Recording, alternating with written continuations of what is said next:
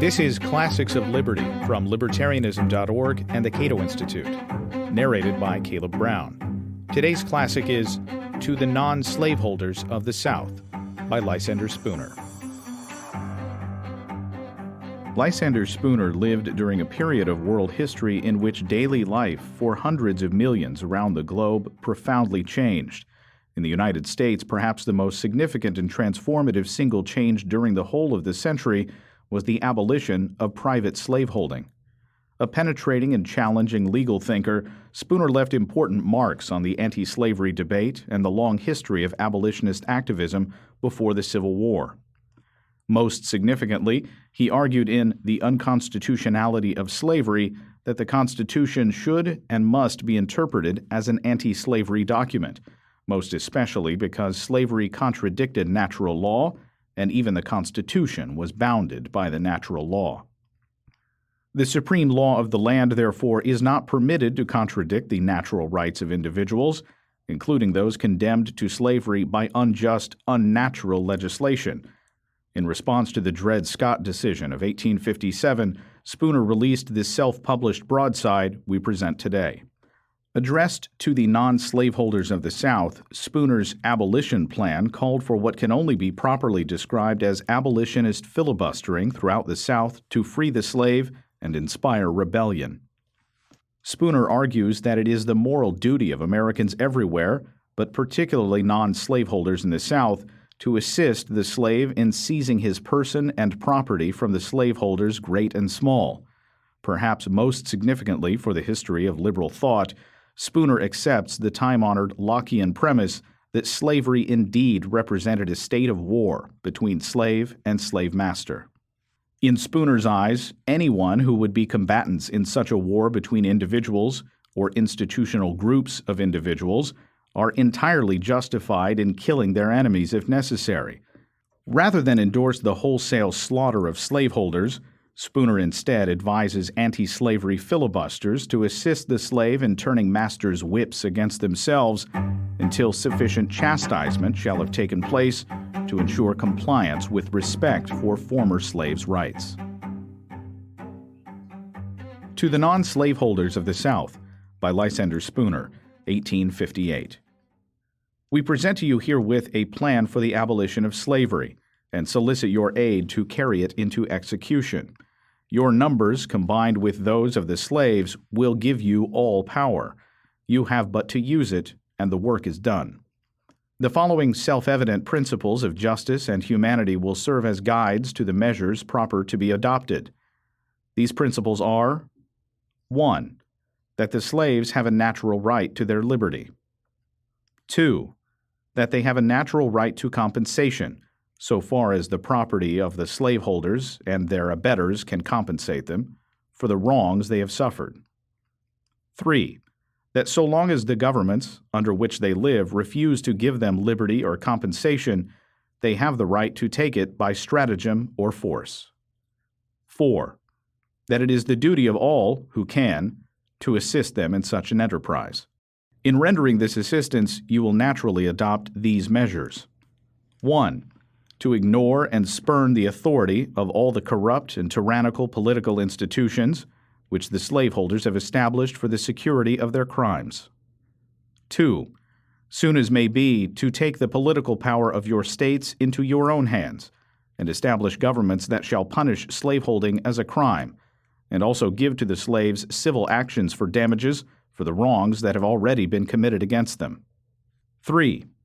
Until such new governments shall be instituted, to recognize the slaves as free men, and as being the rightful owners of the property, which is now held by their masters, but which would pass to them if justice were done, to justify and assist them in every effort to acquire their liberty, and obtain possession of such property by stratagem or force, to hire them as laborers, pay them their wages, and defend them meanwhile against their tyrants, to sell them firearms, and teach them the use of them, to trade with them, buying the property they may have taken from their oppressors, and paying them for it, to encourage and assist them to take possession of the land they cultivate and the crops they produce, and appropriate them to their own use, and in every way possible to recognize them as being now the rightful owners of the property which justice, if administered, would give them in compensation for the injuries they have received. 4. To form vigilance committees or leagues of freedom in every neighborhood or township, whose duty it shall be to stand in the stead of the government and do that justice for the slaves which government refuses to do, and especially to arrest, try, and chastise with their own whips all slaveholders who shall beat their slaves or restrain them of their liberty, and compel them to give deeds of emancipation and conveyances of their property to their slaves.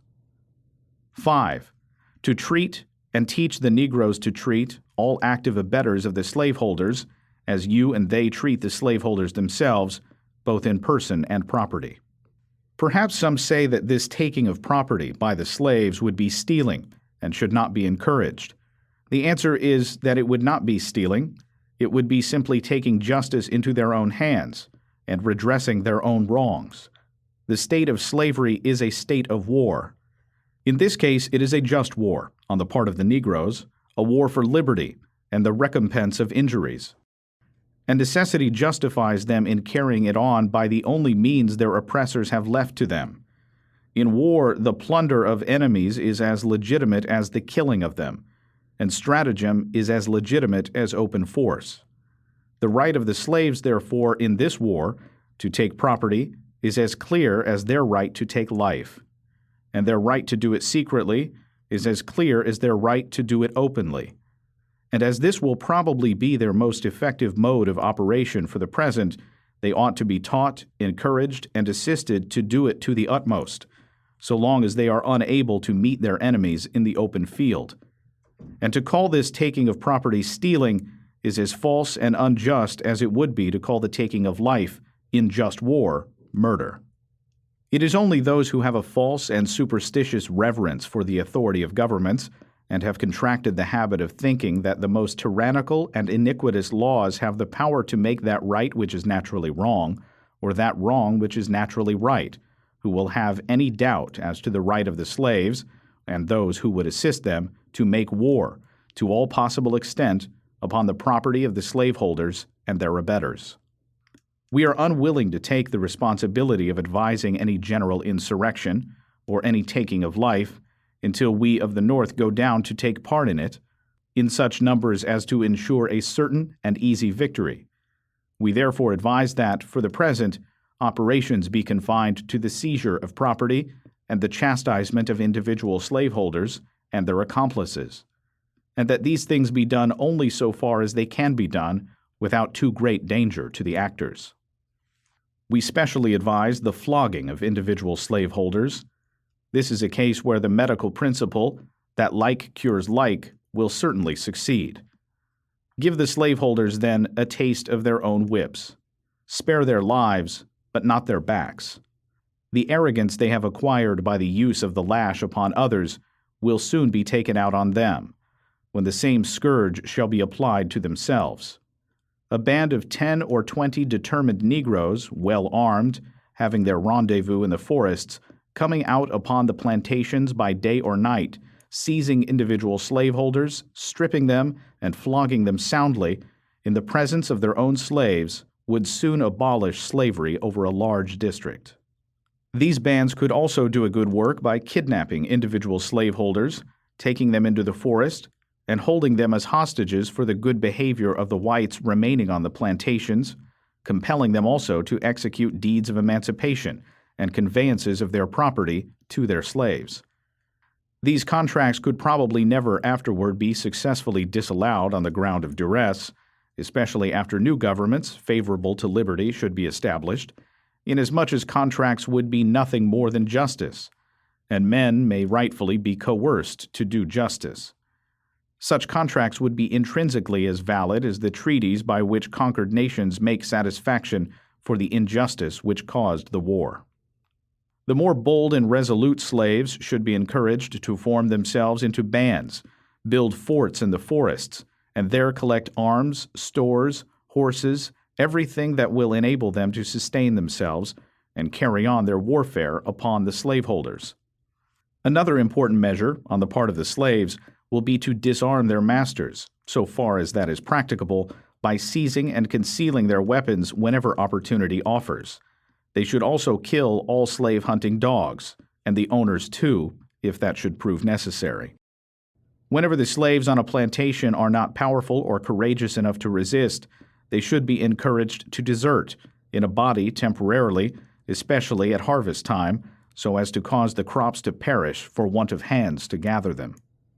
Many other ways will suggest themselves to you and to the slaves by which the slaveholders can be annoyed and injured without causing any general outbreak or shedding of blood. Our plan then is 1. To make war, openly or secretly as circumstances may dictate, upon the property of the slaveholders and their abettors, not for its destruction, if that can easily be avoided, but to convert it to the use of the slaves. If it cannot be thus converted, then we advise its destruction. Teach the slaves to burn their masters' buildings, to kill their cattle and horses, to conceal or destroy farming utensils, to abandon labor in seed time and harvest, and let crops perish. Make slavery unprofitable in this way, if it can be done in no other. 2. To make slaveholders objects of derision and contempt by flogging them, whenever they shall be guilty of flogging their slaves. 3. To risk no general insurrection until we of the North go to your assistance, or you are sure of success without our aid. 4. To cultivate the friendship and confidence of the slaves, to consult with them as to their rights and interests, and the means of promoting them, to show your interest in their welfare and your readiness to assist them. Let them know that they have your sympathy, and it will give them courage, self-respect, and ambition, and make men of them. Infinitely better men to live by, as neighbors and friends, than the indolent, arrogant, selfish, heartless, domineering robbers and tyrants who now keep both yourselves and the slaves in subjection, and look with contempt upon all who live by honest labor. 5. To change your political institutions soon as possible, and in the meantime give never a vote to a slaveholder. Pay no taxes to their government, if you can either resist or evade them. As witnesses and jurors, give no testimony and no verdicts in support of any slaveholding claims. Perform no military, patrol, or police service. Mob slaveholding courts, jails, and sheriffs. Do nothing, in short, for sustaining slavery, but everything you safely and rightfully can, publicly and privately, for its overthrow. Vile rascals of the South, willing tools of the slaveholders, you who drive slaves to their labor, hunt them with dogs, and flog them for pay, without asking any questions, we have a word specially for you. You are one of the main pillars of the slave system. You stand ready to do all that vile and inhuman work, which must be done by somebody, but which the more decent slaveholders themselves will not do. Yet we have heard one good report even of you. It is that you have no such prejudices against color, nor against liberty, as that you would not as willingly earn money by helping a slave to Canada, as by catching a fugitive and returning him to his master. If you are thus indifferent as to whom you serve, we advise you henceforth to serve the slaves instead of their masters. Turn about and help the robbed to rob their robbers. The former can afford to pay you better than the latter. Help them to get possession of the property which is rightfully their due, and they can afford to give you liberal commissions. Help them flog individual slaveholders, and they can afford to pay you 10 times as much as you ever received for flogging slaves. Help them to kidnap the slaveholders, and they can afford to pay you more than you now get for catching fugitive slaves. Be true to the slaves, and we hope they will pay you well for your services. Be false to them, and we hope they will kill you. Lawyers of the South, you can, if you will, exert a potent influence for good in this matter. If, in the true spirit of law as a science, you shall see a man in the most crushed of human beings, and recognize his right to obtain justice by such means as may be in his power, you shall take the side of the oppressed in this controversy, and teach them to trample on their tyrants, and vindicate their manhood. If you do this and then aid in establishing new institutions based upon liberty, equality, and right, you will have the satisfaction of doing your part towards bringing into life a great, free, and happy people, where now all is crime, tyranny, degradation, and death. If, on the contrary, you shall take the side of the slaveholders and continue to be, as professionally under slave institutions you must forever be, the degraded, pettifogging pimps, hirelings, and tools of a few soulless robbers of their species, denying continually the authority of justice and the rights of humanity, if you shall do this, we need not attempt to tell you what your true rank will be in the scale of lawyers, statesmen, patriots, or men. Merchants of the South, we hope you will deliberately consider this matter and make up your minds whether the slaves have the right to take the property of their masters in compensation for the injuries they have suffered. If you decide that they have that right, we hope you will act accordingly and will not hesitate to buy of them cotton or any other property which they may have taken from their masters, and give them in exchange weapons or any other articles they may need. If you will but do this, you will soon put an end to slavery. Non-slaveholders generally of the South, if it is right for the slaves to take the property of their masters to compensate their wrongs, it is right for you to help them. Your numbers, compared with those of the slaveholders, are as 5 or 6 to 1. It will be perfectly easy for you, by combining with the slaves, to put them in possession of the plantations on which they labor and of all the property upon them. They could afford to pay you well for doing them such a service. They could afford to let you share with them in the division of the property taken. We hope you will adopt this measure. It will not only be right in itself, it will be the noblest act of your lives, provided you do not take too large a share to yourselves, and provided also that you afterwards faithfully protect the slaves in their liberty and the property assigned to them. Finally, we say to all, correspond with us of the North. Let each person who receives or sees one of these sheets send his letters to the one who sent it, with liberty to publish them in Northern papers. Finally, we say to all, correspond with us of the North. Let each person who receives or sees one of these sheets send his letters to the one who sent it, with liberty to publish them in the Northern papers.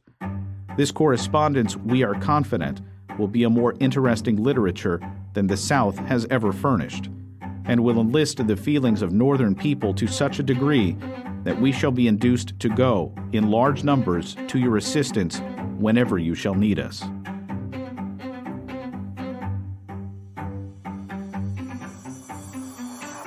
That was To the Non-Slaveholders of the South by Lysander Spooner. Find more classics of liberty at libertarianism.org.